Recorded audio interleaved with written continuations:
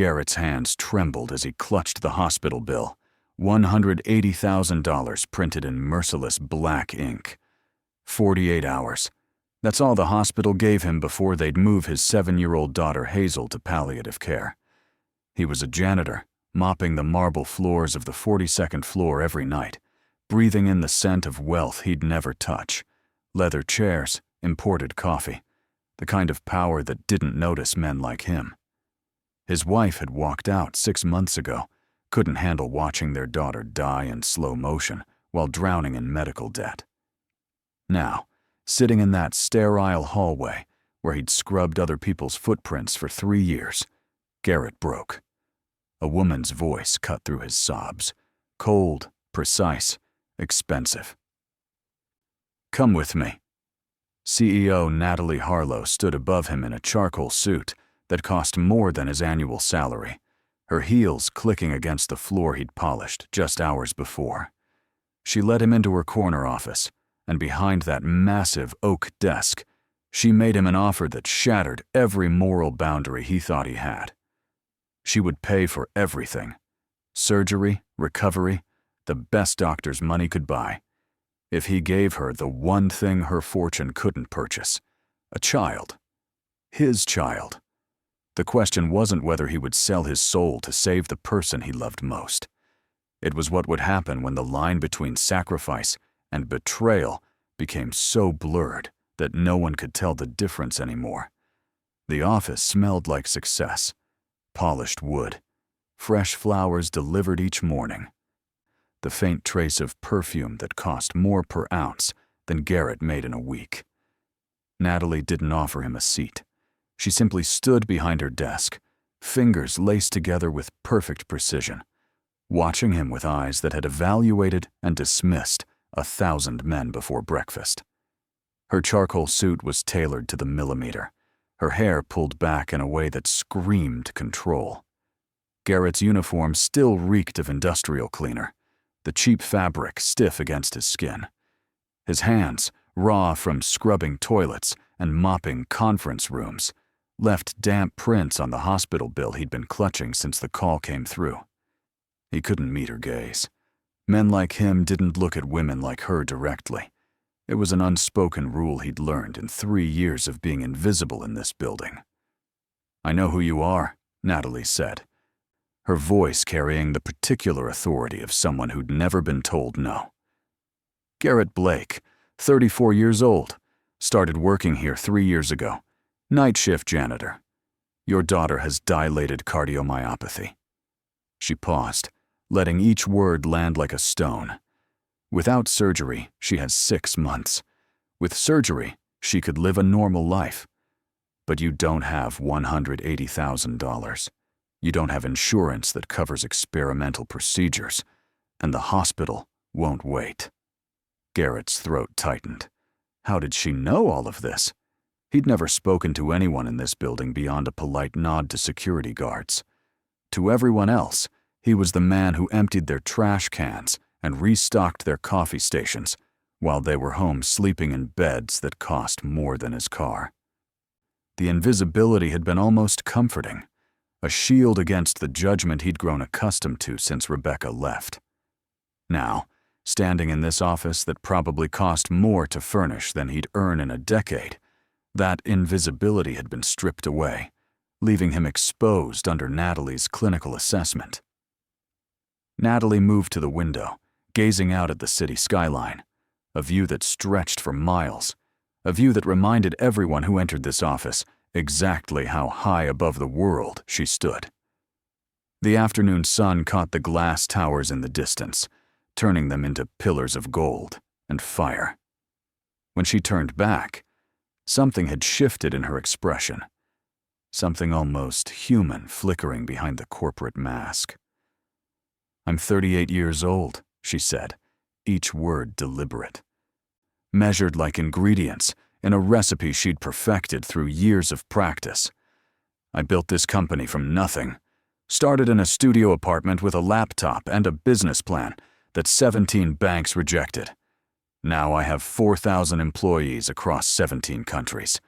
I have everything except the one thing I've wanted, since I was your daughter's age." She walked closer, and Garrett instinctively stepped back, his shoulders hitting the door. The contrast between them couldn't have been more stark. Her in her $1,000 suit, and him in his stained work clothes. Her with power that could reshape lives, and him with nothing but desperation. "I want a child," Natalie continued, her voice losing none of its edge. "My own child.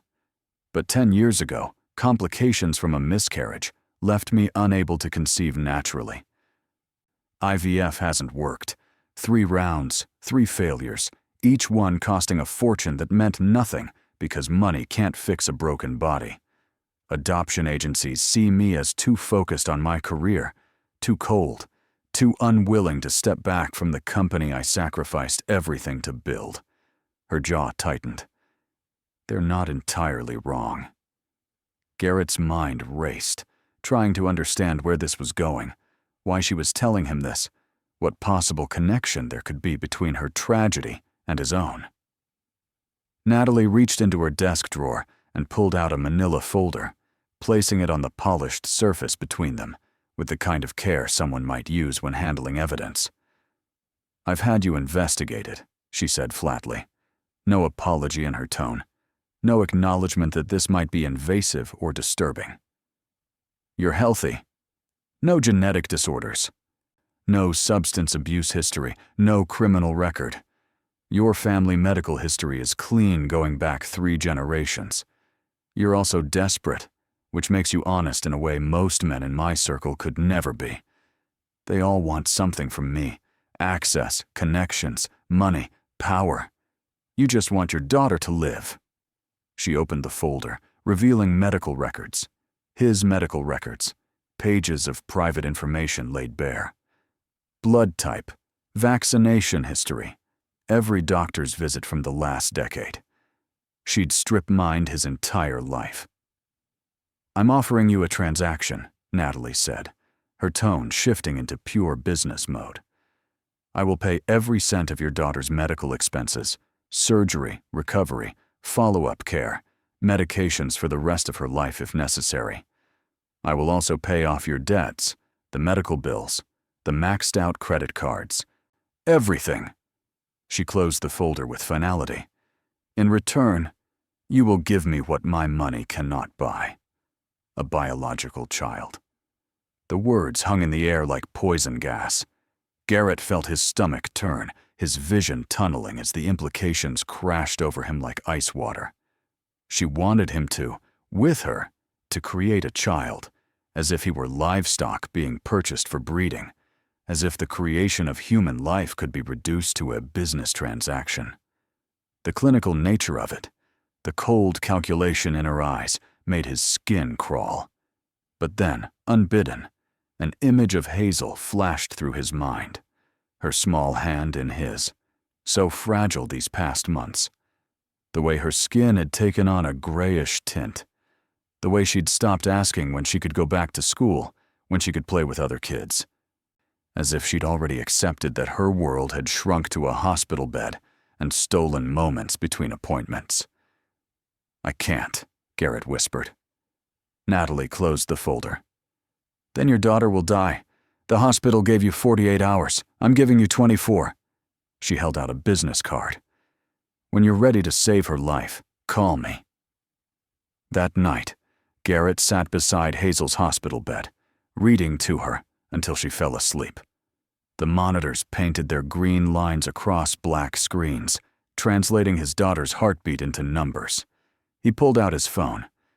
3 a.m., 21 hours left. He pressed the numbers. "I knew you'd call." Natalie's voice came through clear. "Tomorrow morning, 6 a.m., I'm sending a car." The line went dead. The car arrived exactly on time, a sleek sedan with a silent driver. They drove through quiet streets into a part of the city where houses had gates and lawns looked manicured with scissors. Natalie's estate was glass and steel, designed to remind visitors of their insignificance. She stood in the doorway, dressed casually but still conveying power. "Come in," she said. The interior was all clean lines and expensive art. She led him to a medical suite, a fully equipped examination room. You'll undergo a full physical, blood work, genetic screening. If everything's clean, we proceed with the contract. She pulled out a document 50 pages thick. This outlines everything. You'll live here during conception, 1 to 6 months. Your daughter's surgery happens within 48 hours, all expenses covered. Once pregnancy is confirmed, you stay until first trimester. After that, you're free. No parental rights, no future claims. A doctor entered, performed the examination with clinical detachment. Through it all, Natalie stood by the window, gazing at perfectly maintained grounds. When it was over, Dr. Chen left with vials of Garrett's blood. "There's a guest room on the 2nd floor," Natalie said. "Rest. You look exhausted." The room was larger than his apartment, pristine and untouched. He called the hospital. Hazel was stable, asking for him. He'd be there by noon. He slept despite himself, woke to harsh sunlight. Downstairs, Natalie was working, didn't look up. "The car will take you to your daughter. Be back by 8. Dinner's at 7:30. At the hospital, Hazel brightened when he arrived. "The doctor said I might have my surgery soon," she said, eyes shining. "Someone made a donation." Isn't that amazing? They spent the afternoon reading, carefully avoiding any mention of surgery details. A new doctor appeared, Dr. Reynolds, a cardiac specialist Natalie had arranged. She examined Hazel gently, then pulled Garrett aside. "Ms. Harlow has made it clear that cost is not a concern. We can proceed with the best possible treatment." The drive back felt longer. At the estate, Natalie had set the dining room for 2. "If we're going to live under the same roof, we should attempt civility." Over dinner, she didn't prepare herself. She started talking. "I was married once," Natalie said, "to a man who seemed perfect. I got pregnant 6 months after the wedding. Then I found out about his affair, his assistant. The stress, the fighting. I went into preterm labor. The baby didn't survive. The damage meant natural conception became impossible." She met his eyes. "I built the company after that. But money doesn't fill certain emptiness. I wanted you to know, this isn't a whim. This is the only thing my wealth couldn't simply buy." The honesty disarmed him. "I'm sorry," Garrett said, "but this isn't right. You know it isn't." Natalie stood. "Right and wrong are luxuries for people who have choices. Dr. Chen called. Your results are clean. We can proceed. The contract will be in your room tonight. Read it. Sign it by morning." The contract was waiting on his bed when he returned to the guest room. 50 pages of legal obligations and financial transactions. There were provisions he hadn't expected, generous ones. Natalie would establish a trust fund for Hazel, enough to cover her education and living expenses through college. She would cover any medical complications that arose in the future. She would even provide a settlement for Garrett himself, enough money that he'd never have to work as a janitor again. On paper, it looked like generosity. In practice, it felt like guilt money, like she was trying to preemptively absolve herself of whatever moral weight this arrangement carried. He signed it just after midnight, his hand cramping as he wrote his name on line after line, initialing paragraphs that signed away rights to a child that didn't exist yet, that might never exist. When it was done, he set the pen down and stared at his signature, proof that he'd crossed a line he could never uncross. Sleep came in fits and starts, plagued by dreams where Hazel called for him and he couldn't reach her, where Rebecca stood in doorways laughing, where Natalie's face kept shifting into something he couldn't quite recognize.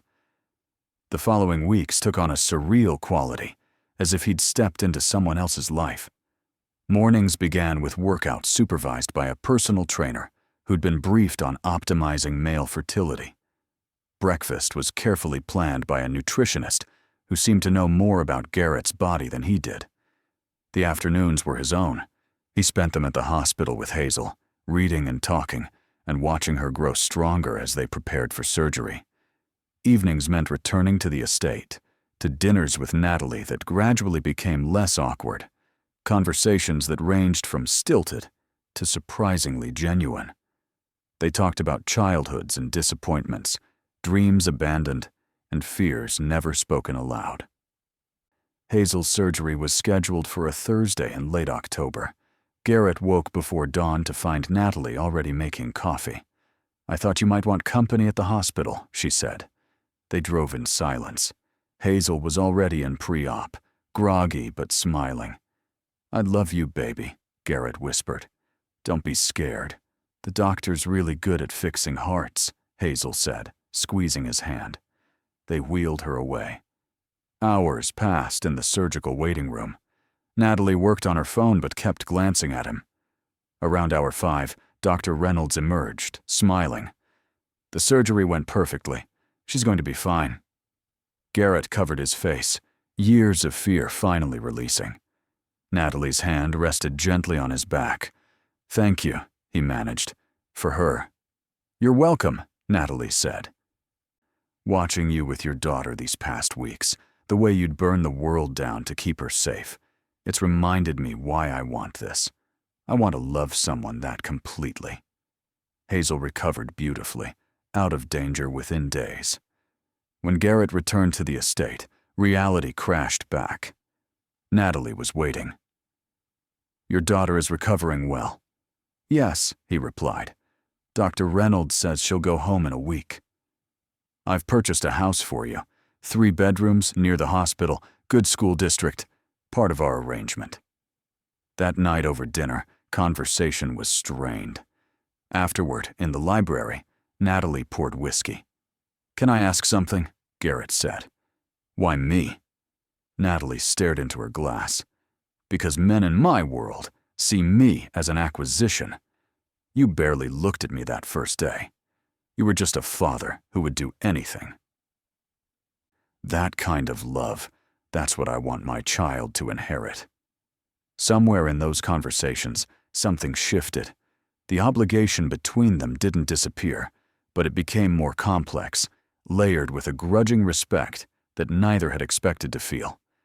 When Natalie's medical team confirmed that the timing was optimal, that they should begin attempting conception, it felt less like a transaction and more like something sadder. 2 broken people trying to create something whole from their combined damage. The first few attempts were clinical, awkward, both of them going through motions with the enthusiasm of people filling out tax forms. But as weeks passed, as they continued their evening conversations and morning coffees, as Garrett told Natalie stories about Hazel, and Natalie shared details about the company she'd built from nothing, the physical aspect of their arrangement became less mechanical, not romantic. Neither of them had illusions about that, but human, connected.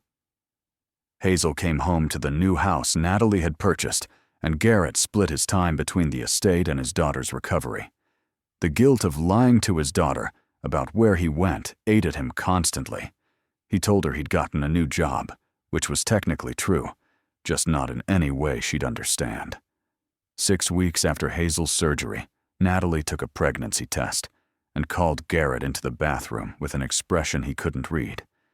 2 pink lines. Positive. The confirmation should have brought relief, an end to this strange chapter.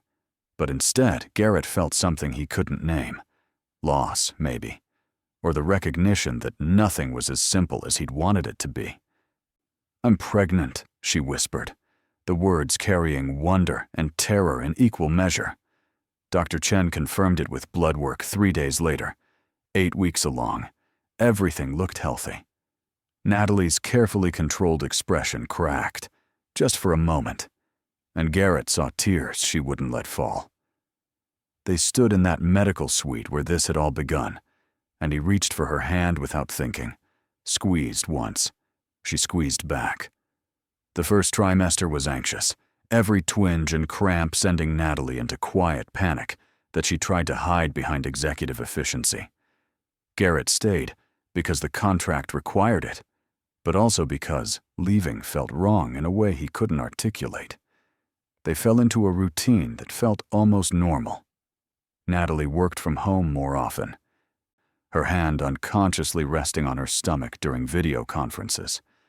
Garrett brought Hazel to visit on weekends, and his daughter, blessedly unaware of the complexity underlying everything, decided that Miss Natalie was the nicest rich person she'd ever met. The second trimester brought both relief and complications. The pregnancy was progressing normally, but reality outside their bubble began to intrude. Someone at the company noticed her pregnancy. Someone else had seen Garrett coming and going. Rumors started circulating. Whispers about the CEO and her mysterious companion. Speculation about the baby's father. Pointed questions about her judgment. The board called an emergency meeting. 12 people who'd once deferred to Natalie now saw vulnerability. The chairman cleared his throat. "We're concerned. Stock has fluctuated. Shareholders are asking questions about the father. Some feel you should take a leave of absence. Some board members can resign," Natalie replied coldly. "I have never missed a target in 15 years. I am pregnant. I am keeping this baby. I am remaining CEO. Anyone with a problem can sell their shares." The meeting dissolved. News outlets picked up the story. Billionaire CEO pregnant by mystery man. The stress affected her. Garrett found her at 3 a.m. in the dark nursery. "What if they're right? What if I can't do this?" Garrett sat beside her. "You saved my daughter's life. You're creating a child because you want to love completely. That's not cold. That's human." They sat until sunrise. The media frenzy intensified through the third trimester. One outlet identified Garrett as a former building employee, suggesting inappropriate workplace relationships. The board called another meeting. This time, Garrett came. The shocked silence was palpable. "This is highly inappropriate," Howard sputtered. "A board meeting is no place for the father of my child?" Natalie's voice cut glass. "Let me be clear. Garrett Blake is not a scandal. He's a good man who made a difficult choice. This baby is mine. This choice was mine. Anyone who suggests otherwise can leave. Now." Several executives left. Others stayed, chastened. Natalie held control, but the cost was high. Hazel turned 8 that winter, healthy and strong, her recovery complete. They had a party at the new house, small, just a few kids from school, and Natalie, who brought a first edition of Hazel's favorite book, signed by the author. Hazel threw her arms around Natalie. "You're the best, Miss Natalie." Natalie's expression, surprise and tenderness, and something like wonder, made Garrett's chest ache. After the party, after Hazel fell asleep surrounded by books and birthday cake, Natalie and Garrett sat on the back porch. "I've been thinking," Natalie said carefully, "about after the baby's born, about what happens next." Garrett's stomach dropped. He'd been trying not to think about the day their arrangement ended. "The contract says you have no obligation once the baby is born," Natalie continued. "But I was wondering if you might consider staying, not because of the contract, but because maybe this is better than what either of us had before." "What are you asking?" Garrett's voice was rough. Natalie turned to face him. "I'm asking if you want to be part of this child's life, not as a sperm donor, but as a parent. Co-parenting. I'm asking if maybe we stumbled into something that looks nothing like what either of us planned, but works anyway. I'm not asking for romance or marriage. I'm asking if you want to build something new. Something honest." She reached for his hand. "What about Hazel?" he asked. "What do we tell her?" "The truth," Natalie said. "Maybe not all of it, not yet. But that we're friends who decided to have a baby together. That her dad is going to help raise another child, and that child will be her sibling." She squeezed his hand. "I know it's complicated. But look at us, Garrett. Nothing about this has been conventional from the start. He wanted to say yes. The word was right there. But fear held him back. "I need to think about it," he said finally. Natalie nodded. "Of course. Take your time." The baby came early on a Tuesday morning in late February, 3 weeks before her due date. Natalie's voice was tight with pain when she called. "It's time. Can you—" She didn't finish. Garrett drove to the hospital, heart in his throat. Natalie was already in labor, hair dark with sweat, knuckles white on the bed rails. "You came," she said, surprised. "Of course I came," Garrett replied. "We're in this together." The labor was long. Complications arose. The baby's heart rate dropping, doctors conferring urgently. They wheeled Natalie toward an operating room. Garrett held her hand until they made him let go. Dr. Chen emerged after 2 hours, holding a small bundle. "Congratulations. You have a daughter. 7 pounds, 4 ounces. She's perfect." Garrett took that tiny weight in his arms, looked down at a face red and scrunched and beautiful, and felt something break open in his chest. Natalie was groggy, but awake. "She has your nose," he said, placing the infant in her arms. Natalie stared down with unguarded love. "Her name is Hope," she whispered. "Hope Catherine Blake Harlow." The hyphenated name hit him like a blow. "Are you sure?" he asked, voice breaking. Natalie met his eyes, tears streaming. "You're her father, Garrett. Not because of a contract. Because you're here.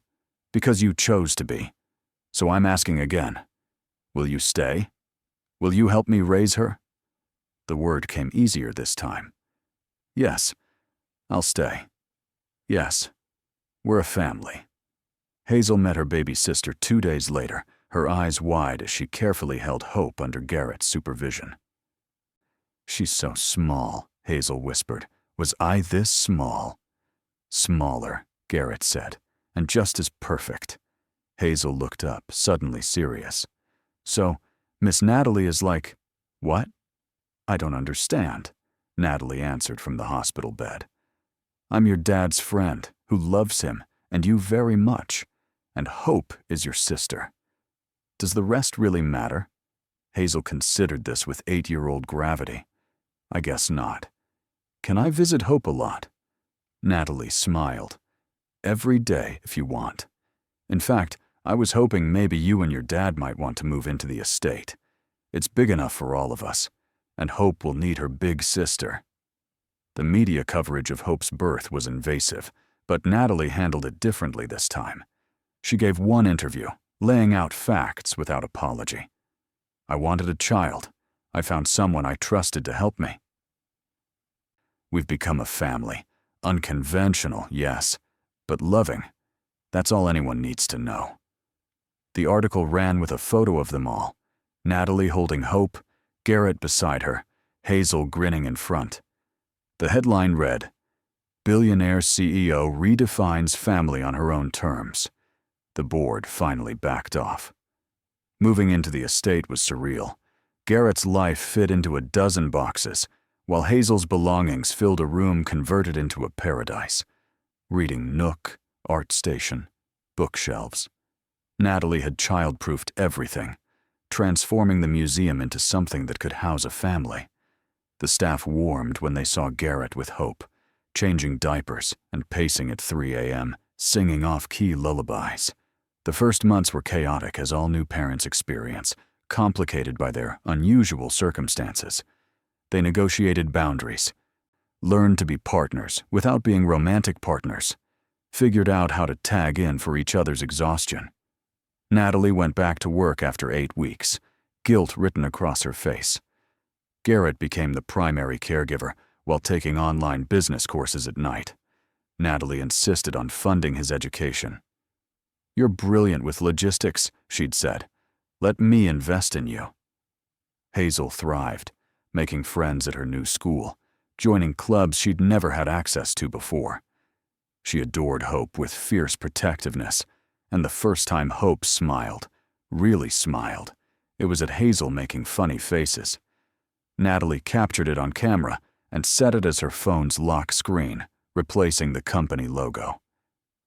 One evening, almost a year after Hope's birth, Garrett found Natalie in the nursery, rocking their sleeping daughter. "Can't put her down?" he asked softly. Natalie looked up, vulnerable in the low light. "I keep thinking about that day in my office. How cold I was. How transactional. I thought I was buying something. I didn't realize I was beginning something." Garrett sat beside the rocking chair. "You saved Hazel's life. You gave me a future. You trusted me with something precious." He brushed a tear from her cheek. "Maybe we both got more than we bargained for." Natalie smiled. Garrett realized he'd fallen in love with her somewhere along the way. Not dramatic, but the quieter, steadier kind, built on shared burdens and choosing each other daily. "I love you," he said simply. Natalie's breath caught. "You don't have to say that," he cut her off. "I'm not saying it because of obligation or gratitude. I'm saying it because it's true. I love you. I love this life we've built. I love that our daughters are sisters. I love watching you be the mother you always wanted to be." Natalie carefully placed Hope in her crib, then turned back to Garrett, pulling him to his feet. "I love you too," she whispered against his shoulder. "I didn't think I could. I didn't think I was capable of it anymore. But you've proven me wrong about so many things." They stood in that nursery, holding each other while their daughter slept, and Garrett thought about the man he'd been that night on the 42nd floor. Desperate, broken, willing to sacrifice anything. He'd sold himself to save Hazel, but in the process, he'd saved Natalie too, and she'd saved him right back. The line between sacrifice and betrayal hadn't become clearer. If anything, it had disappeared entirely, replaced by the understanding that sometimes the hardest choices led to the best outcomes. Sometimes the most unconventional paths led home. Sometimes people who started as transactions became family, and love grew in the spaces where only obligation had been meant to exist. On Hope's first birthday, they had a party that filled the estate with laughter and chaos. Hazel running with a dozen friends, Hope smashing cake into her hair, while Natalie looked on with bemused affection, Garrett capturing it all on camera. As the sun set over grounds that no longer felt cold, but lived in and loved, Garrett pulled Natalie aside. "Thank you," he said, "for that day, for the offer, for all of it." Natalie smiled, reaching up to cup his face. "No, thank you. For saying yes. For staying. For teaching me that the best things in life can't be bought or negotiated. They just have to be chosen. Every single day." They kissed while their daughters played, and guests mingled, and the future stretched out before them, uncertain and unconventional and absolutely perfect. The question had never been whether he would sell his soul to save the person he loved most. The real question had been whether he'd have the courage to reclaim it afterward, to build something beautiful from the ashes of desperation. The answer, Garrett thought as he held Natalie close, had always been yes. Yes to the sacrifice. Yes to the risk. Yes to choosing each other, again and again, long after the contract had expired. And that was worth every impossible choice he'd ever had to make.